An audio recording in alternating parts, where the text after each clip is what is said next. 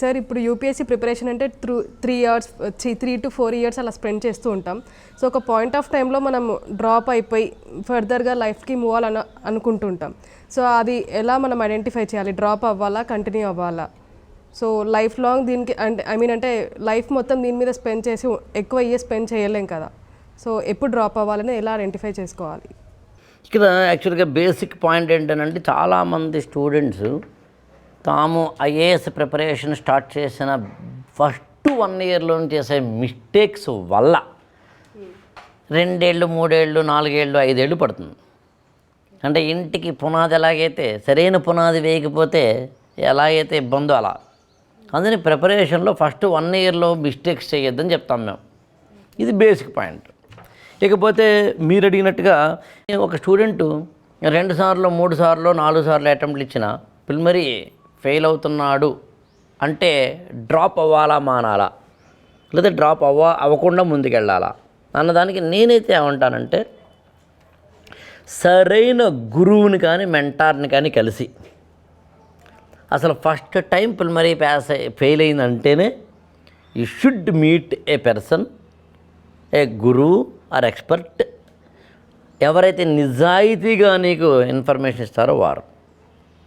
నేను తిరగేసి ఏమంటానంటే చేతులు కాలేక ఆకులు పట్టుకోవడం కన్నా 2-3 అటెంప్ట్లు అయిన వాళ్ళ గురించి ఇది మాట్లాడుతున్నా. అసలు ఇంకా అటెంప్ట్లే ఇవ్వని వాళ్ళు ముందు చేయాల్సిన పని ఏంటంటే నేను ఐఏఎస్ అవుతానా లేదా అనే దానికి సంబంధించి. అందుకని మీకు గుర్తుందని ఒకసారి మాట అన్నాను మీతోటి. ఒకసారి మనందరం కూర్చుందాం, అసలు ఐఏఎస్ అవ్వడానికి కావలసిన ప్రాథమికమైన రోడ్ మ్యాప్ అంతా మాట్లాడుకుందాం. 1 గంట సేపు మాట్లాడాలి, నేను గంట మాట్లాడతాను నేను. అంటే ఫస్ట్ స్టెప్ నుంచి లాస్ట్ స్టెప్ వరకు ఏమేమి చేస్తే ఐఏఎస్ అవుతాము అన్నది. ఎక్కడెక్కడ ఏం చేయలేదో మనకు అర్థమవుతుంది కదా, స్టేజ్ని బట్టి మనకు అర్థమైపోతుంది. బిగినింగ్లో ఉన్న మిడిల్ పాత్లో ఉన్న ఈ ప్రాసెస్లో నేనేమంటానంటే మనం ఫస్ట్ 2 లేదా 3 అటెంప్ట్లు ఇచ్చిన తర్వాత ఏ కారణం చేతనైనా ఫెయిల్ అయ్యాము బట్ ఏం చేయాలో అర్థం కావట్లేదు అనుకున్నప్పుడు ఏమీ లేదు, ఎవరో గురువుతో కూర్చోవాల్సిందే. నేను కూడా ఇక్కడ ఓపెన్గా ఇవైతే మానాలని చెప్పలేను.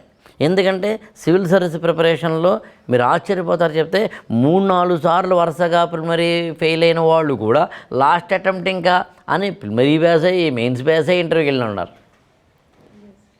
ఆశ్చర్యపోతాను చెప్తే ఆ విషయాన్ని. యాక్చువల్గా కొంతమంది 3 సార్లు 4 సార్లు అంటే వరుసగా ఇంటర్వ్యూ దాకా వెళ్ళి ఐఏఎస్ కాని వాళ్ళు ఉన్నారు. సో ఇక్కడ ఎవరి కథ వాళ్ళది. మన ఎలాగైతే సినిమా ఫీల్డ్లో ఏ సినిమా హిట్ అవుతుందో తెలియదు, ఏ సినిమా ఫట్ అవుతుందో తెలియదు, ఎవరు హీరో అయ్యాడో తెలియదు, ఎవడు జీరో అయ్యాడో తెలియదు, ఎప్పుడు no one can predict. So అలా అనుకున్నప్పుడు నేను చెప్పేదల్లా ఒకటే, మీరు ఐఏఎస్ అవుతారో లేదో ఒక గురువుని ఎంచుకుని అడగండి. మధ్యలో ఉన్నప్పుడు ఒక గురువుతో కూర్చుని జరిగిన మిస్టేక్స్ ఏంటో అది మీరు డిస్కస్ చేస్తూ వెళ్ళండి. కానీ ఎప్పుడు పట్టుకోవాలో తెలియడం ఎంత ఇంపార్టెంటో ఎప్పుడు వదలాలో తెలియడం కూడా అంతే ఇంపార్టెంట్. ఆమె చెయ్యిని వదిలేసి ఉండుంటే ఇతని ప్రాణాలు కాపాడబడి ఉండేవి. ఆమె పేరు సీత, అతని పేరు రావణాసురుడు. వదలడం కూడా తెలియాలి. కానీ పట్టరాదు, పట్టిన విడవరాదు, పట్టిన పట్టు విడవట కన్నా అది తెలియాలి. ఏదైనా కానీ నువ్వు దానికి సూట్ అవుతావో తెలియాలి. నేనేమంటానంటే చాలా లాజికల్గా చెప్పి ఆన్సర్ ముగిస్తాను. సివిల్ సర్వీసెస్ ప్రిపరేషన్లో నువ్వు ఫెయిల్ అవుతున్నావంటే అర్థం నువ్వు జీవితంలో ఫెయిల్ అవుతున్నావని కాదు. నేను కూడా మరొకప్పుడు ఐఏఎస్ ఫెయిల్ అయిన వాడినే కదా. సో అందుకని పుల్లెల గోపీచంద్కి కన్నా ఆయన శిష్యురాలికి ఎక్కువ రావడం అనేది దట్ డజంట్ మీన్ గురువు తక్కువ కాదు, శిష్యురాలు ఎక్కువ కాదు. ఈమె ఆడడంలో నెంబర్ 1, అతను ఆడించడంలో నెంబర్ 1. సో నువ్వు ఏమిటో తెలుసుకో. నువ్వు గెలవగలిగిన వారివా, గెలిపించగలిగిన వారిగా. ఏదైనా జీవితంలో సక్సెస్సే కదా. అందుకని డోంట్ థింక్. బట్ వదలడం మాత్రం తెలియాలి, పట్టుకోవడం ఎంతలా అయితే తెలియాలో. ఏముంటనేది ఇండివిజువల్, ఎవరిది వాళ్ళది యాక్చువల్గా.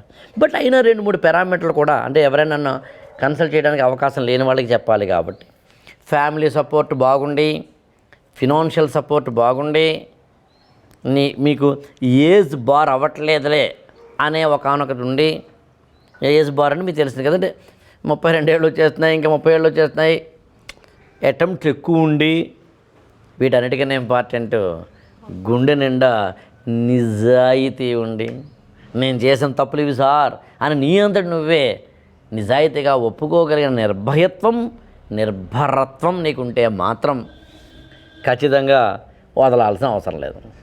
ఇవన్నీ ఏం లేకపోయినా గురువు సహాయంతో వదలాలో మానాలో తెలుసుకోవచ్చు. Cancer best example. ఇది నిజంగానే చెప్పి ముగిస్తాను. క్యాన్సర్ వచ్చి సర్వైవ్ అయిన వాళ్ళని మన కళ్ళతో చూసాం, క్యాన్సర్ వచ్చి సర్వైవ్ కాని వాళ్ళని మనం చూసాం. 1 వీక్ బ్యాక్ క్యాన్సర్ ఉందని తెలిసి ఇవాళ చనిపోయిన వాళ్ళని చూసాం. రేపో మాపో పోతారండి అన్నవాళ్ళు ఇవాళకి క్యాన్సర్ తోటి 15 ఏళ్ళతో అలా క్యాన్సర్తో ఉన్న వాళ్ళని చూసాం.